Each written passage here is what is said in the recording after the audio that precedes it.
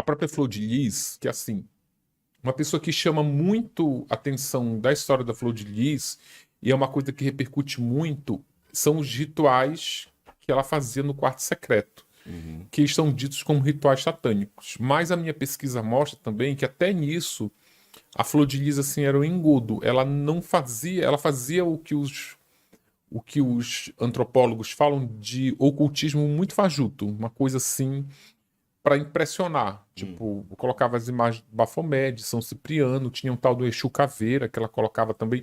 Mas esses personagens, eles nem interagem entre si em momento algum, nem na história, nem no culto, nas pessoas que levam a sério esse ocultismo, feitiçaria, até rituais satânicos que tem pessoas que levam isso a sério também, eles não. Quem estuda, na verdade, dizem que ela era uma coisa muito maluca assim que ela fazia. Com que finalidade ela misturava tanto as coisas? Ela fazia isso, na verdade, ela herdou. Sabe quando tu vai misturando? Existem umas misturas que elas são. Que elas foram feitas no passado, misturas religiosas, por exemplo, que elas refletem até hoje no nosso dia a dia. Vou te dar um exemplo. Na história da Flor de Lis, como acontecia no, na década de 70 no Rio de Janeiro. As igrejas evangélicas elas não estavam bem estruturadas, principalmente a Assembleia de Deus, a Deus e Amor, que elas eram fortes, mas não eram estruturadas. O que é não ser estruturado? Já existe a religião, existem os cultos, mas não se tem um templo, não se tem uma igreja. Então os pastores, eles começavam fazendo cultos em casa, no pátio, no quintal, e à medida que o rebanho de ovelhas ia crescendo, eles procuravam espaços maiores. Eles procuravam, por exemplo, a escola fica fechada no fim de semana, então eles usavam a quadra para fazer um culto, por exemplo. No caso da família da Flor de Lis, ela tinha um tio que tinha um terreiro de Umbanda. Ele fazia muitos rituais no final de semana, sexta, sábado e domingo. Não, sexta e sábado. Aí tinha um pastor que já estava estruturando uma Assembleia de Deus, mas não tinha lugar para fazer o culto. E esse tio da Flor de Lis tinha um espaço que era ocioso durante a semana, alguns dias da semana. Então esse pastor procurou por ele. Ah, vamos, tipo, rola da gente tu alugar para mim para fazer uns cultos aqui. Ele falou: sim, tu me paga tanto pelo aluguel. Só que aí ele viu que tinham muitas contribuições financeiras no culto evangélico dentro do terreiro de Umbanda. Aí ele fala que não, agora eu quero um pouco dessa aí, eu quero X% dessas contribuições.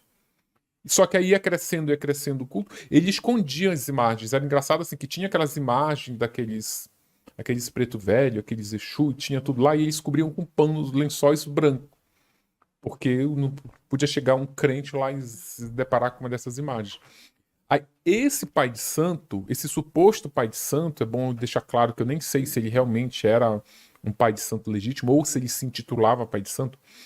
Aí, esse líder religioso dessa religião de matriz africana percebeu, fez uma comparação assim: dá muito mais lucro ser pastor evangélico do que eu estar aqui fazendo as minhas macumbas de fim de semana. Então ele começa muitos crentes indo no terreiro lá, que aí o outro cara ia precisar de mais um dia para fazer mais um culto na semana, e ele fala: não, eu faço o culto, ou seja, ele vira pastor. Um pai de santo vira pastor. Isso não é um caso isolado. A minha pesquisa mostrou, conversando com antropólogos que estudam a origem das religiões aqui no Brasil, como elas se estruturaram, disseram que isso é muito comum.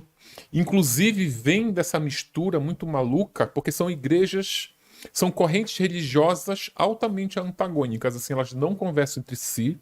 Pelo contrário, elas se atacam. Se tu for num, num, num- numa igreja evangélica radical, tipo uma Deus e Amor, e tiver ali algum terreiro por perto, eles dizem: olha, o demônio está ali perto da gente.